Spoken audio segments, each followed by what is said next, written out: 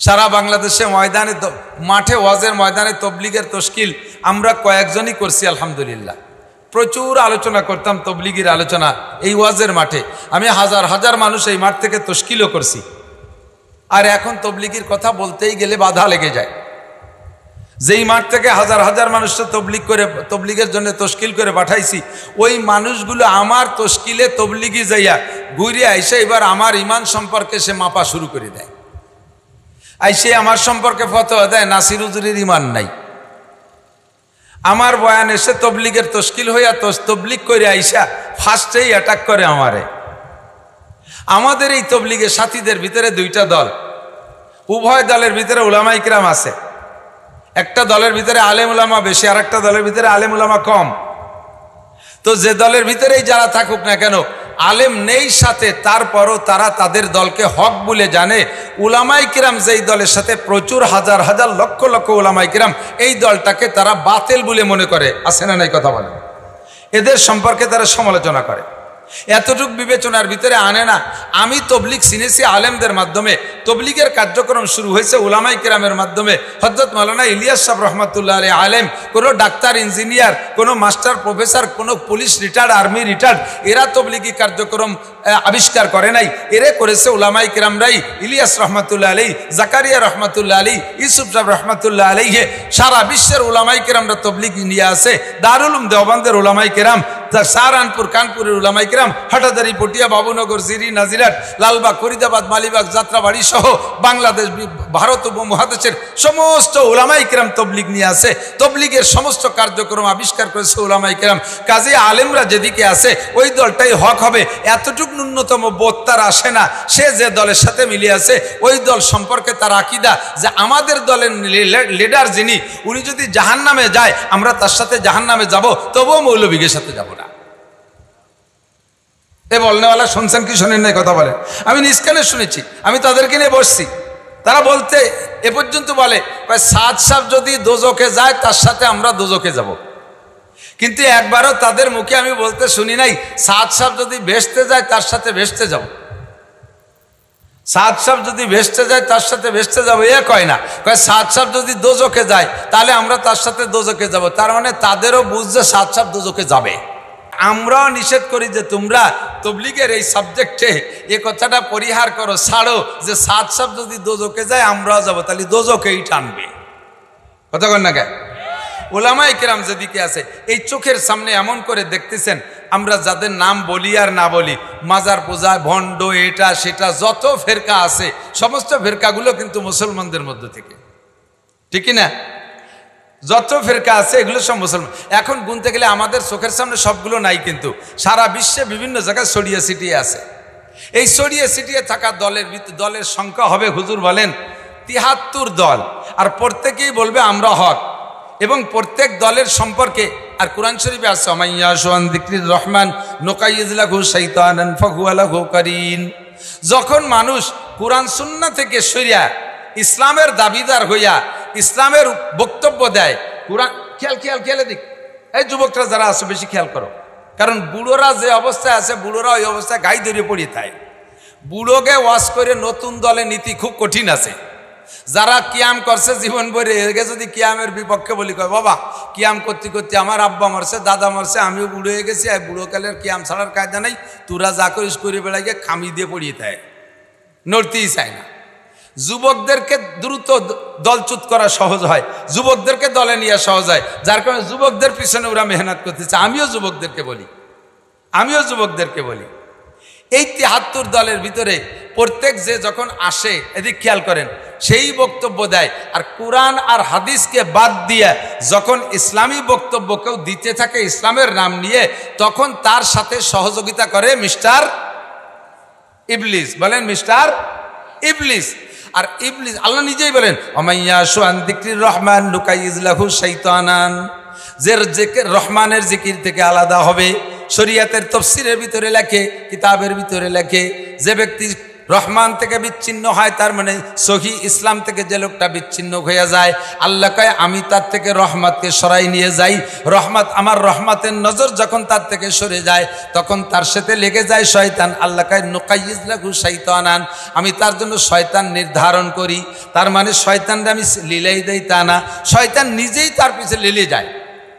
আর এমন এমন আজীব আজীব বক্তব্য তার মুখ দিয়ে বের করে, এমন এমন আজীব আজীব যুক্তি তার জবান দিয়ে বের করে, এমন এমন আশ্চর্য আশ্চর্য প্রশ্ন তাকে দিয়ে ইসলামের উপরে করায় যে যার প্রশ্ন সাধারণ উলামায়ে কিরামের দিয়া কঠিন হয়ে যায়। এমন আজীব আজীব প্রশ্ন তাকে দিয়ে করায়, এমন নতুন নতুন কথা তাকে দিয়ে আবিষ্কার করায় দেয়, শয়তান এগুলো করায়।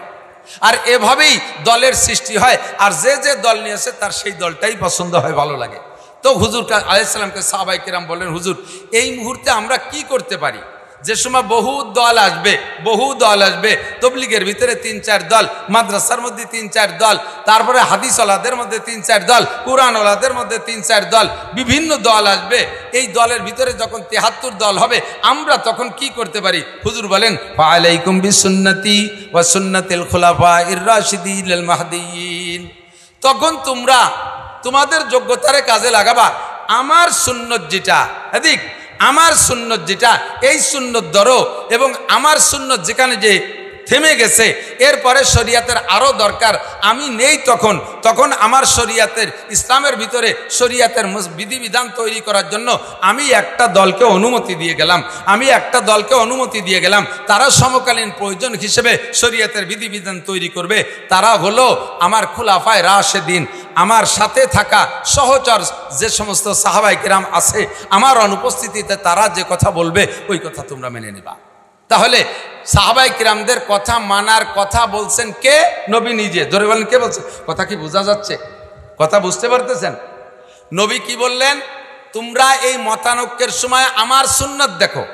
কার সুন্নাত? একটু বলেন কার সুন্নাত? নবীর সুন্নাত। এরপরে হুজুর বললেন ওয়া খুলাফায়ে রাশিদিন আল মাহদিয়িন, আমার খুলাফায়ে রাশিদিন যারা হিদায়াত প্রাপ্ত সাহাবায়ে কিরাম, এদের সুন্নাত তোমরা অনুসরণ করো, এদের সুন্নাত অনুসরণ করো। তাহলে নবীর সুন্নাত মানাও যেমন জরুরি, নবীর সুন্নাত মানাও যেমন আমাদের উপরে জরুরি, ওই রকম নবী যাদের কথা মানতে বলছে তাদের শরিয়াত মানা আমাদের উপরে জরুরি, ঠিক কি না?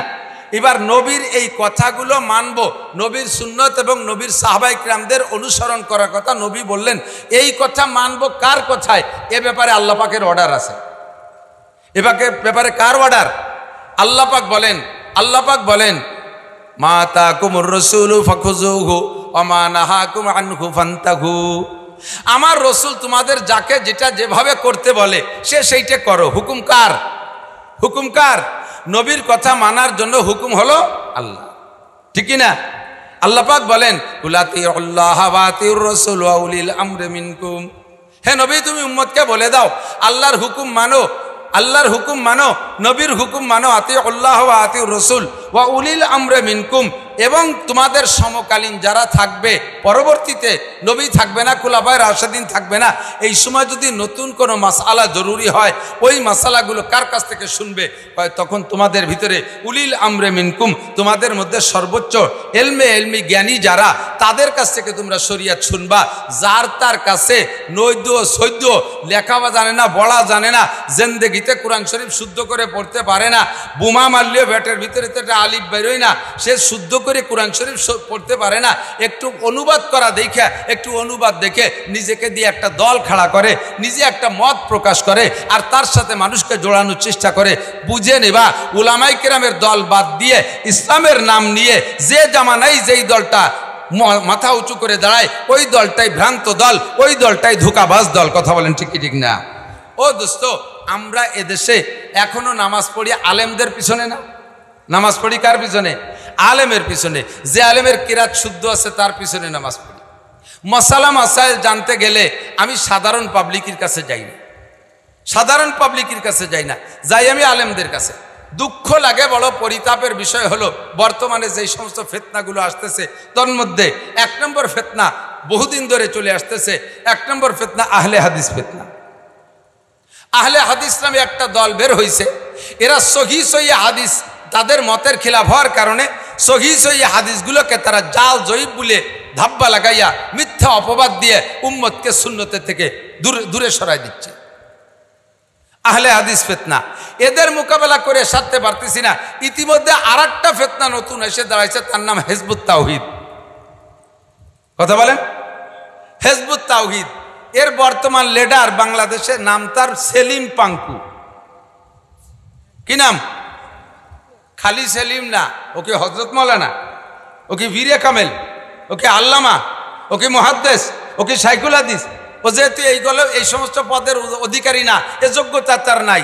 ওদিকে ইসলামের দাওয়াত দিচ্ছে, মানুষকে ধোঁকা দিচ্ছে, ওদিকে বয়সও তার সাইজ মতো না, কাজেই তার নামে একটা উপাধি দিয়া, যার নাম সেলিম পাঙ্কু। এই সেলিম পাঙ্কু নতুন শরিয়াতে নিয়ে আমাদের সামনে পেশ করতেছে, একসাথে নারী আর পুরুষ দাঁড়াইয়া, নারী পুরুষ একই সাথে, একটা পুরুষ একটা মহিলা, একটা পুরুষ একটা মহিলা, এভাবে মিলে মিলে দাঁড়াইয়া এক কাতারে দাঁড়াই নামাজ পড়বে।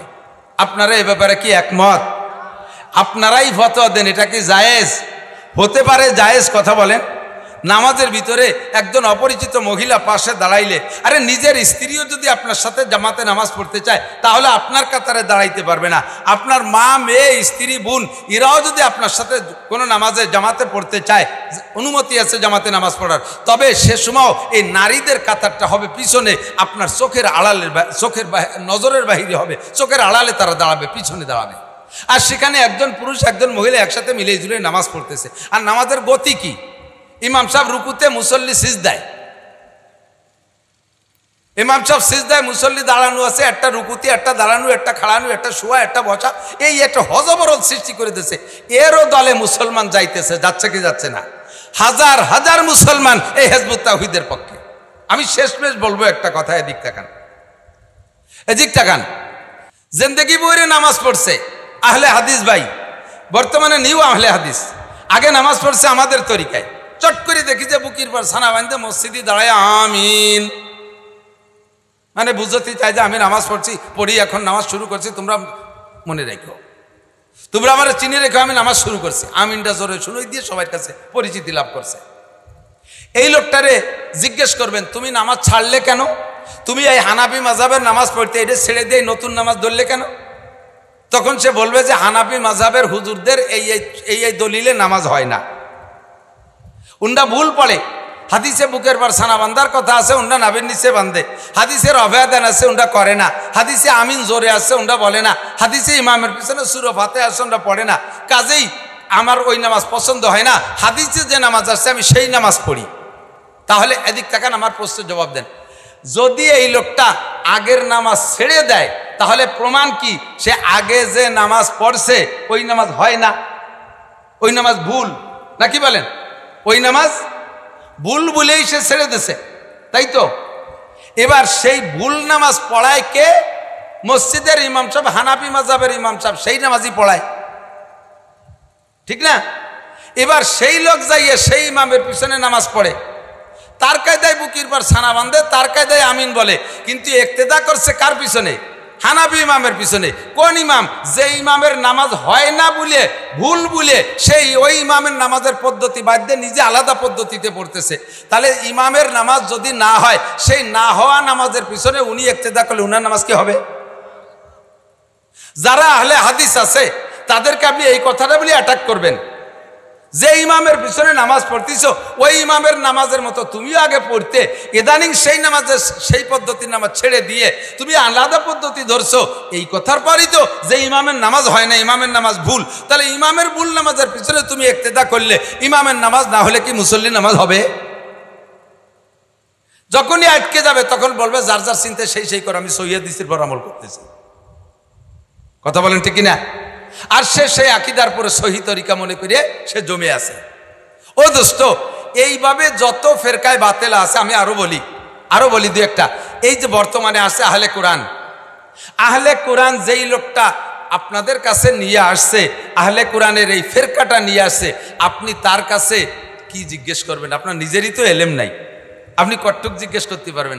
তার একজনকে নিয়ে আসেন, আমি তারে বলি তুমি কোরআন থেকে সমাধান দাও, কোরআন বুঝেই সমাধান দাও, তোমার যোগ্যতা বলেই তুমি সমাধান দাও। কোরআন শরীফে আসছে, আয়াত শোনেন, হামলুহু ওয়া ফিসালুহু 30 শাহরা। কখনো বলছি কিনা বলতেও পারি, বয়ানের মধ্যে শুনবেন। হামলুহু ওয়া ফিসালুহু সালাসুনা শাহরা, একটু বুঝতে হবে, খেয়াল করতে হবে। কোরআন শরীফের আয়াত। আপনি এই আহলে কোরআনের যেই লোকটা কোরআন ভক্ত, হাদিস শুনবে না, উলামায়ে কিরামের বয়ান শুনবে না, ইমাম আবু হানিফা, শাফি, আহমদ, মালিকের কথা শুনবে না, নিজেই কোরআন থেকে শরীয়তকে বের করে সে আমল করবে, ওই লোকটার কাছে আপনি এই আয়াতের তর্জমাটা এবং এর থেকে কি মাসালা বের হয়েছে একটু জিজ্ঞেস করেন। আয়াতটা মনে রাখবেন, ওয়া হামলুহু ওয়া ফিসালুহু সালাসুনা শাহরা, একটা আয়াত। যদি এটা মনে না থাকে তাহলে আপনি বলবেন ইজা কুনতুম ইলা সলাতে ফাগসিলু উজুহাকুম ওয়া আইদাকুম ইলাল মারাফিক ওয়ামসাউ বিরুসিকুম ওয়া আরজুলাকুম ইলাল কাবাইন। এই আয়াতের ভিতরে আল্লাহ তাআলা ওযু বলেছেন, ওযুর পরিমাণ বলেছেন, কোন অঙ্গ কতটুক ধুইতে হবে। তুমি এই আয়াতের থেকে কোরআন তো তুমি কোরআন বলা, কোরআন বোঝো, এই আয়াতের থেকে তুমি ওযুটার মাপ বলে দাও যে হাত কতটুক দেবো, মুখ কতটুক ধৌত করব, আমি মাথা কতটুক মোছে করব, পাও কতটুক মোছে করব। তুমি এই আয়াতের তরজমা থেকে আমাকে বের করে দেখাও, তুমি তাহলে কোরআন। ইনশাআল্লাহ আপনাকে দুকা দিয়ে বুঝাই দিতে পারে, ডেকে নিয়ে আসবেন আমাদের কাছে।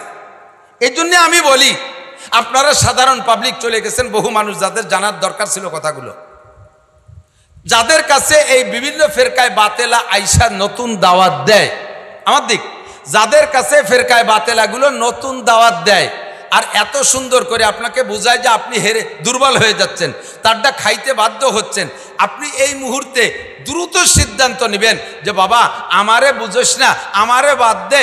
আমাদের এলাকায় মৌলানা লিয়াকত সাহেব, মৌলানা ইসমাতুল্লাহ কাসেমি সাহেব, মৌলানা মুফতি আব্দুল কাইম সাহেব, মৌলানা সাইফ মাহমুদ সাহেব, মুফতি আব্দুল গফ্ফার সাহেব, আমাদের এলাকার ইন্দ্রাই বক্তা মৌলানা নাসির সাহেব আমাদের সাথে থাকে। এই বড় বক্তা কয়জন রে তোর কথাগুলো বুঝোই দে, ওই কয়জন যদি তোর দলে চলে যায় তাহলে তোর আর এই মাঠে মাঠে খয়রাত করে বেড়ানো লাগবে না, ফেরিয়ে বেড়ানো লাগবে না। ওই কয়জনের সামনে লাখ লাখ মানুষ থাকে, ওরা এক মাঠে বলে দিলি তোর বাংলাদেশ ফাতা হয়ে যাবে। এই কথাটা বলতে পারবেন না? আপনি এত তাড়াতাড়ি তার কথা কেন খান? আপনি কি মনে করেন যে আমরা উলামায়ে কিরাম এ নিয়ে ভাবি না? আপনি কি মনে করেন যে আমরা মাদ্রাসায় পড়ি, খালি আমরা মাদ্রাসায় পড়ি আর পড়াই খালি কোরআন শরীফ আর রিডিং পড়াই, এর ভিতরে আমরা ডুবোই না? আমি আপনারা ছোট্ট করে শিখাই দেয়, দিক তাকান, এই মতানৈক্য সে কিভাবে সারবে? ও হামলুহু ওয়া ফিসালুহু সালাসুনা শাহরা, যে আয়াতটা আমি পড়েছি ওইটার একটু আপনাকে আংশিক তর্জমা বলে দেই, তাহলে আপনি একটু ঝগড়া করতে পারবেন, আপনার একটু বুঝ হবে। এদিক তাকান, এই আয়াতের ভিতরে বলা হয়েছে, আমার দিক তর্জমা বোঝা যাচ্ছে তো? এদিক তাকান, লোক এলোমেলো ভাব দেখে আমি বারবার খালি ডাকতেছি, বেশিক্ষণ না, পিসা হুজুরকে স্টেজে নিয়ে আসেন। সবাই এখন বিরক্ত হয়ে গেছে, মাঠ খালি হয়ে গেছে। এ সময় আর আজকে আমাদের অস্ত্র বহু শুনছে, যে ওয়াজ শুনতে আসছে সে ওয়াজ সহ চলে গেছে মাঠ খালি। এখন আমার দিক, হামলুহু ওয়া ফিসালুহু সালাসুনা শাহরা, আয়াতের তর্জমা শুনেন আগে। গর্ভধারণ করা এবং বাচ্চাকে দুধ থেকে বিচ্ছিন্ন করা। হামল মানে গর্ভধারণ, ফিসাল মানে বাচ্চাকে দুধ থেকে বিচ্ছিন্ন করা। কয়টা কথা, কয়টা মাসালা? গর্ভধারণ করা, বাচ্চা গর্ভধারণ করা এবং বাচ্চাকে দুধ থেকে গর্ভের পরে, গর্ভ ডেলিভারির পরে দুধ থেকে বিচ্ছিন্ন করা। এই দুইটা মাসালা আল্লাহ আগে সুরকি হেডলাইন রাইখা, শিরোনাম রাইখা তার পরিমাণ বলে দিচ্ছেন সালাসুনা শাহরা, এক কথায়। খেয়াল করছেন? পরপর হামলুহু গর্ভধারণ করা, অফিসালুহু এবং দুধ থেকে বিচ্ছিন্ন করা, এরপরেই আসছে টাইম বলে দিচ্ছে সালাসুনা শাহরা, 30 মাস। কয় মাস? 30 মাস। আমার বক্তব্য শুনে থাকলে ইনশাল্লাহ তার মধ্যে দুই রকমই বয়ান করা আছে, কে কতটুকু মনে রাখছেন আমি জানি না। আজকে আমার এই কথার ভিতর থেকে কি বলছেন যে গর্ভধারণ করা এবং বাচ্চাকে দুধ থেকে বিচ্ছিন্ন করা, দুইটা কথার বলার পরে আল্লাহ একবারে টাইম বলে দিয়েছেন 30 মাস। 30 মাস মানে 2.5 বছর। 30 মাস মানে, এবার আপনারা ফতোয়া দেন, আহলে কোরআন আপনি ফতোয়া দেন, এই 30 মাস কি প্রত্যেকটা এক একটার জন্য যে গর্ভধারণও করবে 30 মাস আর দুধও খাবে 30 মাস এরকম, নাকি দুইটা মিলে 30 মাস? বোঝে নাই রে, একটু ক্লাসের মতো বুঝতে হবে বাবা। আবার গর্ভধারণ করবে, গর্ভধারণ করা অর্থাৎ বাচ্চা পেটে রাখার টাইম এবং ভূমিষ্ঠের পরে দুধ খাওয়ার টাইম, এই দুইটা টাইম কত? 30 মাস। দুইটা টাইম কত? একবারে বললেন 30 মাস। এবার আপনি ফতোয়া দেন আহলে কোরআন, কোরআন থেকে আপনি ফতোয়া দেবেন, হাদিসের মধ্যে আপনি জাতি পারবেন না। বলেন আপনি ভাগ করে দেন টাইম। এ জায়গায় টাইম ধার্য করেন কি দুইটা মিলে 30 মাস 2.5 বছর, না প্রত্যেক এক একটার জন্য 2.5 বছর? আপনারাই 2 ভাগ হয়ে যাবেন, এই জায়গায় দাঁড়াইয়ে 2 ভাগ হয়ে যাবেন। একদল কয় দুইটা মিলে 30 মাস, আর একদল কয় না প্রত্যেকটার জন্য 30 মাস 2.5 বছর। কয় যে না 2.5 বছর, পেটেও 2.5 বছর, আবার দুধও খাবে 2.5 বছর। এটা তো সম্ভব না। 2.5 বছর দুধ খাইতে পারে, কিন্তু পেটে তো 2.5 বছর থাকা সম্ভব না। 9 মাসের পরে কয় মাস আর কয় মাস? 10 মাস আর 20 মাস। এই যে সুন্দর একটা ভাগ হয়েছে। জানি যে জীবন ভরে পেটে থাকে 10 মাস, এই ভাগটা 10 মাস পেটের জন্য আপনি ভাগ করলেন কোন দলিলে? কোন দলিলে? এটা তো কোরআন শরীফ থেকে বলবেন। ও আহলে কোরআন, তুমি এবার ভাগ করো। যদি ইনসাফি ভাগ করি, ন্যায় নীতির ভাগ, সমান হারে ভাগ করি, ইনসাফি বন্টন, ইনসাফি বন্টন। পেটেও থাকবে 15 মাস, দুধও খাবে, সমান ভাগ, ইনসাফি বন্টন করলে। আমি কোরআন পড়ি তো কোরআন দিয়ে বুদ্ধি দিয়ে, আমার বুদ্ধি দিয়ে কোরআন বুঝবো। তাহলে পেটে 15 মাস, কিরা কয়দিন থাকছেন? 8 মাস, 9 মাস, 10 মাসের পরে একদিন বেশি হয়ে গেলে 14 পাল্লা পরীক্ষা করিয়ে তারপরে ডাক্তারে কইছে যে বাঙ্গিছে, বিসি বড় হয়ে গেছে, সিংকাটি বাই দিতে হবে, অপারেশন করতে হবে, সিজার করে বের করে। কথা কোন ঠিক না? 15 মাস পর্যন্ত অপেক্ষা কয় মহিলারে দিয়ে করাইছেন জিন্দেগিতে কোন আছে এরকম? তাহলে এইটা ইনসাফি বন্টন না। সমান ভাগ করবেন, এটা ইনসাফি বন্টন ছিল, কিন্তু তাতে মেলে না, বাস্তবতার সাথে মিল খায় না। তাহলে কি করা যায়? এবার আমি ভাগ করব কিভাবে? এখন ইমামে আবু হানিফা রহমাতুল্লাহ আলাইহি উনি বলেন দুইটা মিলে 30 মাস। বোঝেন? দুইটা মিলে 30 মাস। ইমাম শাফি রহমাতুল্লাহ আলাইহি বলেন দুইটা মিলে 30 মাস না, প্রত্যেক এক একটার জন্য 30 মাস 2.5 বছর। আগে ইমাম শাফি রহমাতুল্লাহ আলাইহি উনার কথার ব্যাখ্যা দিয়েছি। উনি 2.5 বছর কেন বললেন? যখনই উনি বলছেন যে দুইটা প্রত্যেকটার জন্য 2.5 বছর, পেটেও থাকতে পারবে 2.5 বছর, দুধও খাবে 2.5 বছর। তো দুধ 2.5 বছর খাওয়া না 5 বছর খাক। অনেক বাচ্চা আছে যে বাছুরির মতো দৌড়ে বেড়ায় আর মারে দাবড়ায় দৌড়িয়ে চামচ নিয়ে মা একটু দে, একটু খায়, 3, 4, 5 বছর পর্যন্ত দাবড়ায় খায়। ওটা আমরা বাদ দিলাম, কিন্তু পেটে থাকা 2.5 বছর এইটা কতটা সম্ভব? বলার পরে ইমাম শাফি রহমতুল্লাহ আলাইহি বলে, বাবা আরে তোরা তো অত অসম্ভব মনে করিস কেন? আমি নিজেই মায়ের পেটে ছিলাম 2.5 বছর। ইমাম শাফি নিজে মায়ের পেটে 2.5 বছর ছিলেন। তাই আর দলিল দেন কোথায় যাও? আমি নিজেই দলিল, 2.5 বছর পেটে থাকা সম্ভব, আমি ছিলাম। সাহাবাদের ভিতরে 3-4টে রেফারেন্স উনি খুঁজে আনলেন যে 2.5 বছর করে বাচ্চা পেটে ছিল। কাজে আল্লাহ তাআলা এখানে 2.5 বছরের টাইম কেন বলছেন? কয় যে এই তরজমা আপনি কেন বললেন? কয় যে মুমিনের ইজ্জতের দিকে লক্ষ্য করে আমি এই তাফসীর করছি। এক তো বাস্তব আছে, 2 নম্বরে মুমিনের ইজ্জতের দিকে। কি ইজ্জতের দিক থেকে? কয় ইজ্জত হলো একটা লোক বিয়ে করছে আজকে বিয়ে করে স্ত্রীকে নিয়ে 1 নাইট, 1 রাত বাসর করছে, 1 রাত স্ত্রীকে নিয়ে স্বাভাবিক জীবন যাপন করে গেছে, বৈবাহিক জীবন। এই লোকটা কাল সকালে ফ্লাইট করে চলে গেছে বিদেশ। 2.5 বছরের ভিতরে যদি ওই লোকটা বিদেশের থেকে আসার আগে 2.5 বছরের মধ্যে যদি এই মহিলাটা একটা বাচ্চা ডেলিভারি করে, এই বাচ্চাটাকে বৈধ বলতে হবে, এই বাচ্চাটা হালাল। এর সম্পর্কে তোমরা কটূক্তি করতে পারবে না। আল্লাহ বলেছেন হামলুহু ওয়া ফিসালুহু, প্রত্যেকটা পেটে রাখা এবং দুধ থেকে বিচ্ছিন্ন করা উভয়টার জন্য 2.5 বছর করে সময়। কাজেই এই বাচ্চা তার কি বলে ওই বিদেশি পুরুষের মানে যে ছেলেটা বিয়ে করে গেছে তারই বৈধ সন্তান। সে 1 রাত স্ত্রীকে নিয়ে ঘর করে গেছে, ওই রাত্রে গর্ভধারণ করে গেছে, বাচ্চা পেটে রয়েছে 2.5 বছর। এটা ধরে নিবা মুমিনের ইজ্জতের দিকে তাকাইয়া। ইমামে শাফি রহমাতুল্লাহ আলাইহির ফয়সালা এরকম। ইমামে আবু হানিফা রহমাতুল্লাহ আলাইহি বলেন আমিও ইজ্জতের দিকে তাকাইয়া আমার ব্যাখ্যা বিশ্লেষণ কোরআন থেকে আমি বের করছি। পেটে থাকবে আল্লাহ পাক রব্বুল আলামিন। ইমাম শাফি বলেন যে আল্লাহ পাক সর্বোচ্চ টাইম বলছেন যে বাচ্চা পেটে থাকার সর্বোচ্চ টাইম 2.5 বছর। তবে সর্বনিম্ন টাইম কতটুক? ইমাম আবু হানিফা বলেন আল্লাহ তাআলা এই আয়াতের ভিতরে বাচ্চা পেটে থাকা এবং বাচ্চাকে দুধ থেকে বিচ্ছিন্ন করা সর্বনিম্ন টাইম, সর্বকম টাইমটা আল্লাহ তাআলা বয়ান করেছেন। সেটা হলো যে বাচ্চা পেটে থাকার সর্বনিম্ন টাইম 6 মাস। কয় মাস?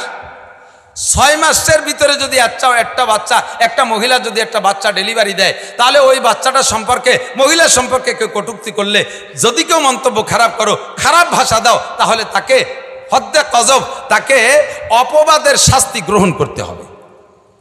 6 মাসের পরে যদি একটা বাচ্চা দেয়। কিন্তু আমাদের সমাজে কি আছে, কোনো মহিলা যদি বিবাহের পরে 6 মাস পার হইতে হইতে অর্থাৎ 6 মাস পূর্ণ করে যদি একটা বাচ্চা ডেলিভারি দেয়, এ সমাজের মানুষ ওই মহিলাটা সম্পর্কে কুধারণা করে কি করে না? যদি দাদি শাউড়ি আর নানি শাউড়ি থাকে, তারা যা কয় শুনি তো মাঝে মাঝে, কয় যে ওই তো আমি প্রথম দিন দেখেই টের পাইছি, একেবারে খালি হাতে আসে নাই, কিছু নিয়ে আইছে, উনি টের পাইছে, উনি ছিল সে জায়গা। এরকম মন্তব্য করে কি করে না? হযরত ওমর ইবনে খাত্তাব, এদিক তাকান, হযরত ওমর রাদিয়াল্লাহু আনহু যখন খলিফাতুল মুসলিমিন, উনি স্টেজে বসা, উনি মসনাদে বসা, রাজপ্রাসাদে ওনার অফিসে বসা, ইতিমধ্যে একটা মেয়ে, একটা মহিলা, সারা গায়ে রক্ত, নিচের টুক রক্তাক্ত হয়েছে ডেলিভারির কারণে। ডেলিভারিতে রক্ত হয়, সেই রক্তে নিচের কাপড় ভিজে লাল, আর গায়ের উপরেরটাও রক্তাক্ত, এইটা লাল হয়ে গেছে মারির রক্তে। এইভাবে মায়ের খাইয়া মহিলাটা দৌড়াইতে দৌড়াইতে খলিফাতুল মুসলিমিন হযরত ওমরের সামনে এসে হাজির। ইতিমধ্যে পিছন দিয়ে একটা বড় জোয়ান, হাতে লাঠি আর পাথর, এক হাতে লাঠি আর এক হাতে পাথর নিয়ে দাওয়াইতে দাওয়াইতে আসে। হয়তো বাড়ির থেকে পিটাইছে, কিন্তু মাঝে এই টাইমে মহিলাটা বিচ্ছিন্ন হয়ে দৌড়ায় হযরত ওমরের সামনে আসছে। পিছন দিয়ে লোকটা আইসা ওমরের সামনে তো আর মারতে পারে না, কিন্তু বিশাল মিজাজ, জোয়ানও সেরকম। হযরত ওমর বলে, কি ব্যাপার, তোমরা ধাওয়াধাই করতেছো কেন? এই মহিলাটাকে, আর তুমি কে? তো ওই লোকটা বলতেছে, খলিফাতুল মুসলিমিন, এই মহিলাটা আমার স্ত্রী। তাহলে কি অবস্থা, তুমি এইভাবে দাওয়ায় নিয়ে এসছো কেন? কয় যে ওটা জানিয়া, ওটা ব্যভিচারিণী। কি জিনা করছে, কি অপবাদ, কি অপরাধ? কয় যে ওর আমার সাথে বিয়ে হয়েছে আজ থেকে মাত্র 6 মাস আগে। আজকে এই মহিলা একটা বাচ্চা ডেলিভারি দিয়েছে। হুজুর, আমাদের পূর্বপুরুষ ধরে জানা, আমাদের বহু সারা জীবন ধরে জানা আছে, এত 6 মাসের ভিতরে কোনো পূর্ণাঙ্গ বাচ্চা জন্ম হতে পারে না। নিশ্চয়ই ওর বাপের বাড়ির থেকে আমার সাথে বিয়ের আগে কোথাও সে অন্যায় করিয়া, খারাপ মানে আচরণ করে, জিনা করে গর্ভধারণ করে আসছে। সেই গর্ভে জিনার বাচ্চা আজকে আমার বাড়ি ডেলিভারি দিয়েছে। ওইটা জানিয়া ওটা ব্যভিচারিণী, এই জন্য আমি পিটাইছি, বাকি দৌড়ে আসছে আপনার কাছে। আপনার কাছে মামলা থাকো, তার বিচার করেন। হযরত ওমরও তাৎক্ষণিকভাবে এই খবর শোনার সাথে ওনার সেন্টিমেন্ট গরম হয়ে গেছে, মিজাজি মানুষ তো, উনি সাথে সাথে ফতোয়া দিয়ে দিলেন, এই মহিলাকে পাথর মেরে শেষ করে দেওয়া হোক। পাশে ছিলেন হযরত আলী রাদিয়াল্লাহু তাআলা আনহু। হযরত আলী বলতেছেন, খলিফাতুল মুসলিমিন, বিচার একটু আস্তে করেন। কেন? কয় যে কোরআন শরীফে আসছে, ওয়া হামলুহু ওয়া ফিসালুহু 30 শাহরা। আল্লাহ পাক বলেছেন, গর্ভধারণ করার সর্বনিম্ন টাইম, বাচ্চাকে দুধ খাওয়ানোর সর্বনিম্ন টাইম, দুইটা টাইম মিলেই আল্লাহ তাআলা বলছেন 30 মাস। এবার 30 মাসের ভিতরে বাচ্চা গর্ভধারণ করার টাইম 6 মাস। এটা আমি ধার্য করছি কুরআন শরীফের অন্য আয়াত থেকে। আল্লাহ তাআলা বলেছেন, ওয়াল ওয়ালিদাতু ইউরদিনা আওলাদাহুন্না হাওলাইনি কামিলাইনি লিমান আরাদা ইউতিম্মা রাদা। যদি কোনো মা তার বাচ্চাকে পূর্ণ পরিমাণ দুধ পান করাইতে চায়, পরিপূর্ণ দুধ পান করাইতে চায়, তাহলে হাওলাইনে কামিলাইনে 2 বছর পূর্ণ দুধ পান করাইতে পারবে। দুধ পান করানোর জন্য কোরআন শরীফের অন্য আয়াতের দ্বারা আল্লাহ তাআলা 2 বছরকে ভাগ করে নিয়ে গেছেন, অর্থাৎ 24 মাস। কয় মাস? 24 মাস। দুধ খাওয়ানোর জন্য যদি 24 মাস চলে যায়, তাহলে পেটে থাকার টাইম থাকে কয় মাস? 6 মাস। কাজী এই মেয়েটা 6 মাস পরে যেহেতু বাচ্চা ডেলিভারি দিয়েছে, আল্লাহর কোরআনে তারে বৈধ সন্তান ঘোষণা দিয়েছে। ও খলিফাতুল মুসলিমিন, আপনি এই মেয়েটাকে কেন পাথর মারি মারবেন? হযরত ওমর রাদিয়াল্লাহু আনহু চেপে গেছে, হযরত আলীর ফতোয়ায় থামিয়ে গেছে। উনি সাথে সাথে বললেন, লাউলা আলিয়ুন লাহালাকা ওমর। আজকে যদি আমার পাশে আলী না থাকতো, তাহলে আমি ওমর এই ভুল ফয়সালা দিয়া আমি আজকে ধ্বংস হয়ে যেতাম। একটা নিরপরাধী মহিলাকে মারিয়ে দিয়ে আমি কিয়ামতে কাঠগড়ায় দাঁড়াইতাম। তো দোস্ত, হযরত ইমাম শাফি রাহমাতুল্লাহ আলাইহি উনি যে মাসালা বলেছেন, সে মাসালায় ওনার বুদ্ধিমতে সেটাও সহি। আবার হযরত আবু হানিফা রহমাতুল্লাহ যেটা বলেছেন কোরআন থেকে, এটাও সহি। এবার তুমি আহলে কোরআন, জীবনে কোনোদিন কোরআন শরীফ শুদ্ধ করে পড়তে পারো না, তুমি কোরআন শরীফের ভিতরে ডুবাইয়া এই সমস্ত ক্রিটিক্যাল মাসালাগুলো কিভাবে তুমি বের করতে পারো? আমার দিক তাকান, কোরআন শরীফে আসছে ওযুর মাসালা, যেটা আমি আয়াত পড়ছি, এটা বলে আমি শেষ করে দেব। ওযুর মাসালা, আপনি ওযুতে হাত ধোবেন কতটুক? ইজা কুমতুম ইলা সালাত ফাগসিলু উজুহাকুম। উসুলুস শাসির ভিতরে মাদ্রাসার ছাত্ররা যারা উসুলুস শাসি পড়ছে, তারা ইন্ডিয়া অনেক সুন্দর পড়াশোনা করে, নুরুল আনোয়ারা পড়াশোনা করে।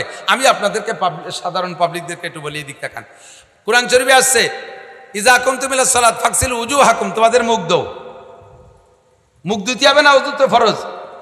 ফাগসিলু উজুহাকুম ওয়া আইদিয়াকুম, হাত ধোও।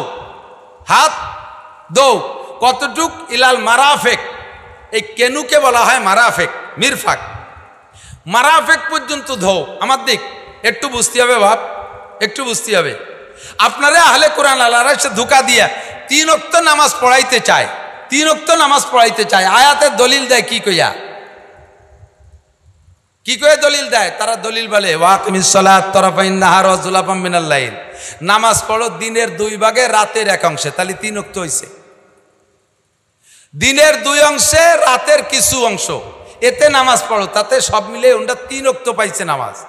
অথচ হাদিসে আসছে আল্লাহ নবী নিজে বলেন, এই আয়াতের তাফসীর তরজমা নিজেই বলেন, আল্লাহ পাক বলেন তোমাদের উপরে নামাজ 5 ওয়াক্ত ফরজ করা হয়েছে। নামাজ কয় ওয়াক্ত? হুজুর বলেন 5 ওয়াক্ত, খামসু সালাওয়াতিন ইফতারাজাহুন্নাল্লাহ। হাদিসে ইমামতে জিবরাইলের মধ্যে আসছে, হুজুর বলেন আম্মা মানে জিবরাইল ইয়ামাইন, জিবরাইল আমরা 2 দিন ইমামতি করে নামাজের শিক্ষা দিয়ে গেছে, এবং 2 দিনের ইমামতি 5 ওয়াক্ত নামাজের শিক্ষা দিয়েছে, ফজর, জোহর, আসর, মাগরিব, ইশা। আরে আহলে কোরআন আল্লাহ 3 ওয়াক্ত পায়, তুই তো কোরআনের কিচ্ছু বুঝিস না, কোরআনের কিছু বুঝিস না। আগে আয় উলামায়ে কেরামের কাছে বয়, তাদের কাছ থেকে পড়িয়া কোরআন শরীফ শেখ, তারপরে তুই আহলে কোরআনের দাবি কর। দেখবেন খুঁজে গোড়া এই আহলে কোরআনের আবিষ্কারক যে, আহলে কোরআনের মুরব্বী যে, সে নিশ্চয়ই আলেম না। কথা বলে নিশ্চয়ই আলেম না, সাধারণ একজন জেনারেল শিক্ষিত হবে, সে একা একা কোরআন শরীফ পড়ে অতটুকু বুঝিয়ে আমাদেরকে ধোঁকা দিচ্ছে। আল্লাহ তাআলা হেফাজত করুক। আমি এই কথাটা বলে একটু শেষ করে দিয়ে দিক তাকান। তোমরা হাত দৌ কেনু পর্যন্ত, কেনু পর্যন্ত। এবার আমরা কেনু পর্যন্ত ধুতি যে কি বলি, 2 হাত দৌত করা, কেনু সহ 2 হাত 3 বার দৌত করা, কেনু সহ বলি না তো? কোরআনে আছে কেনু পর্যন্ত। এই পর্যন্ত বললে আমি সব এই পর্যন্তর ভিতরে কেনুরে ভিতরে নেব কেন? কেনু বাইরে থাক, মাঝখান হুবহু একটা দাগ দিয়ে রাখবো সুতো দিয়ে, এই সুতো দিয়ে দাগ দিয়ে সুতোর ওই পাশ পর্যন্ত দেবো, আমি এধারে দেবো না। এই জায়গায় উলামায়ে কিরাম কেনুকে ভিতরে নেওয়ার জন্যে বহুত ঘাটাঘাটি করছে, বহুত, এ নিয়ে মতানৈক্য অনেক। যে বলা হয় পর্যন্ত বলতে গেলে এই পর্যন্ত যাকে বলা হয়, ওই পর্যন্তটা সীমানাটা ভিতরে না বাহিরে? আপনার জমি এই পর্যন্ত আইল দেয়া থাকে না, আইল, আপনার জমি আইল পর্যন্ত, তার মানে কি আলীর ওই পাশ পর্যন্ত? যদি আলীর ওই পাশ পর্যন্ত যাইয়া আপনি আইল কাটিয়ে আপনার পেঁয়াজের ক্ষেতের মধ্যে নিয়ে আসেন, ওই পাশে জমি এলাও বলবে আমার জমি আলীর ওই পাশ পর্যন্ত, 2 জন কুপাকুপি হবে কিনা? তাহলে এ জায়গা আইল পর্যন্ত যদি হলে আইল বাইরে থাকে, তাহলে এখানেও কেন পর্যন্ত হলে কেন বাইরে থাকতে হবে, কেন বাইরে থাকতে হবে। তো বলে একে গায়া আর মুগায়ার মশালা দিয়ে উলামায়ে কেরাম বলে, গায়া মানে সীমানা, গায়া মানে যেই সীমানাটার নাম বলা হয়েছে ওকে বলে মুগায়া। তো এই সীমানার এপাশ ওপাশ, সীমানার যেই সীমানার নাম বলছে, ওই সীমানার এপাশ আর ওপাশ যদি একই জিনিস হয়, সীমানার এপাশ ওপাশ যদি একই জিনিস হয়, তাহলে ওই সীমানাটা এই পাশের ভিতরে, হুকুমের ভিতরে, এই পাশের ভিতরে চলে আসে। অর্থাৎ যে পাশটা ধৌত করতে বলা হয়েছে, যে পাশের হুকুম দিয়েছে, ওই পাশের মধ্যে চলে আসে, ওই পাশের মধ্যে চলে আসে। এখন বোঝেন, এখন বোঝেন, একটু বুঝে নেন। আপনাকে রোজা রাখতে বলা হয়েছে দিনের শেষ পর্যন্ত, দিনের শেষ পর্যন্ত। এবার দিনের শেষ হয় বেলা ডুবার, বেলা ডুবা পর্যন্ত।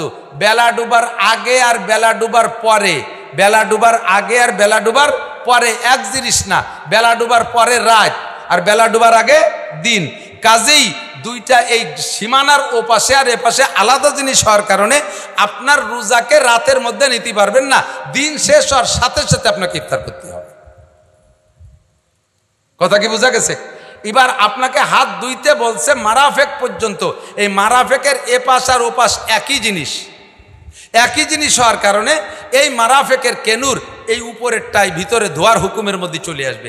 এই জাতীয় ব্যাখ্যা আপনাদের বললে এখন ভালো লাগতেছে না, বাকি এইরকম কোরআন থেকে বুঝে বুঝে ঘাটিয়ে ঘেটিয়ে উলামায়ে কেরাম ডুবোই ডুবোই মাসালা বের করিয়া তারপরে আপনাদের সামনে প্লেটে দেশে।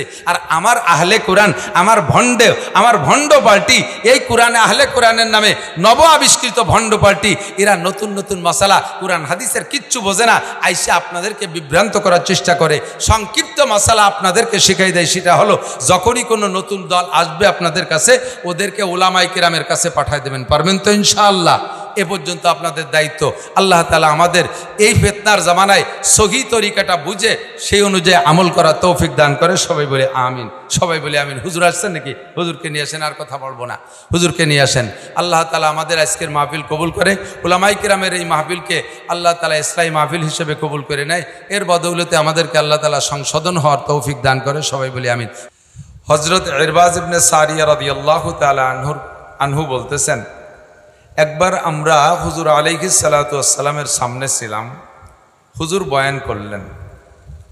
তো হুজুরের বিগত বয়ানও শুনেছি, আজকের বয়ানটা এমন ছিল কেমন যেন একটা বিদায়ী ভাষণ, একটা বিদায়ী ভাষণ। বিদায় হজের ভাষণটাও যেমন ছিল, আজকের বয়ানটা ওরকম লাগতেছে বিদায়ী ভাষণের মতো। মানুষ মানুষকে যখন বিদায় দেয়, আপনারা আব্বারা ছেলেদেরকে যখন বিদেশে যাওয়ার জন্য বিদায় দেন, অথবা মেয়েদের বিয়ের পরে মেয়েদেরকে যখন স্বামীর হাতে সোপর্দ করে, তখন মা মেয়েকে ঘরে নিয়ে এই 14, 15, 16, 18 বছর লালন পালন করেছে, আজ থেকে স্বামীর ঘর করবে, শ্বশুর বাড়ি যাবে, তখন একটা আখেরি বক্তব্য দিয়ে দেয়, একটা শেষ নসিহাত করে দেয়, মা এভাবে চলিস, এভাবে চলিস, শ্বশুররা আব্বা ডাকিস, শাউরিকে মা ডাকিস বা আম্মু ডাকিস বা আম্মা ডাকিস, স্বামীর সাথে সদ্ব্যবহার রাখিস, ইত্যাদি ইত্যাদি অনেক কিছু কথা, বিদায়ী কথা বলে দেয়।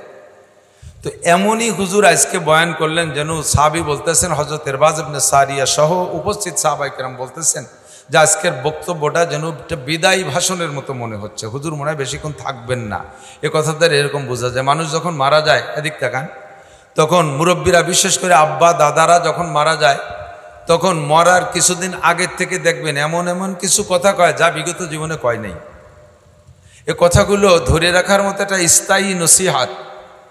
তো মারা যাওয়ার পরে তারপরে মুজাকারায় বসে, নিজেরা গবেষণা মুজাকারায় বসে, আলোচনা মজলিসে বসে বলে, আমি তো বুঝতাম, মাঝে মাঝে টের পাতাম আব্বা এইরকম পাকা পাকা কথা বুড়োকালে কয় খেয়া, এই কথাগুলো কেন বলে, এই কথাগুলো কেন বলে, এগুলো বলা বলি হয় না পরে, তাতে আমার মনে ধরতো যে উনি মনে হয় বেশি দিন টিকবে না।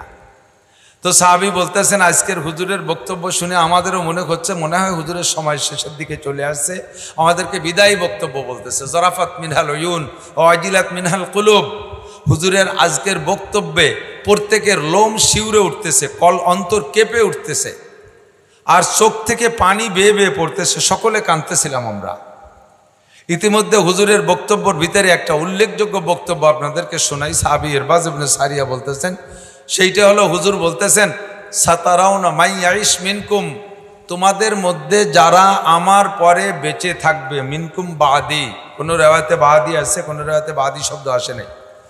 মাই ইয়াইশ মিনকুম বাদি সাতারাউনা ইখতিলাফান কাসীরা, আমি দুনিয়ার থেকে চলে যাওয়ার পরে, আমি থাকা অবস্থায় না, আমি থাকা অবস্থায় যত মতানৈক্য আসবে, সমস্ত মতানৈক্যের নিরসন আমিই করে দেব, কারণ আমার কাছে দৈনন্দিন নতুন নতুন ওহী আসে, যে কোনো সমস্যা যেখানে ঘটে ওটা আমার কাছে আল্লাহ তাআলা আগেই জানায় দেয়, আর আমি সে অনুযায়ী তার ফয়সালা সমাধান তৈরি করে রাখি। তো কাজে আমার উপস্থিতিতেই মতানৈক্য যতই হোক না কেন এগুলো লাস্টিং করবে না, কিন্তু আমি চলে যাওয়ার পরে তোমরা সাতারাউনা বাদি ইখতিলাফান কাসীরা, আমি চলে যাওয়ার পরে প্রচুর মতানৈক্য দেখবে, প্রচুর মতানৈক্য দেখবে, আমার উম্মতের মধ্যে থেকেই মতানৈক্য। হুজুর বলতে গিয়ে অন্য হাদিস দিয়ে বলেন যে বনি ইসরাইল, হযরত মূসা আলাইহিস সালাতু ওয়াস সালামের উম্মতকে বলা হয় বনি ইসরাইল। বনি ইসরাইলের ভিতরে মতানৈক্যের কারণে দল হয়েছিল 72টা। কত? বনি ইসরাইলের ভিতরে মতানৈক্যের কারণে, শরীয়তের বিধিবিধান নিয়ে মতানৈক্যের কারণে বনি ইসরাইল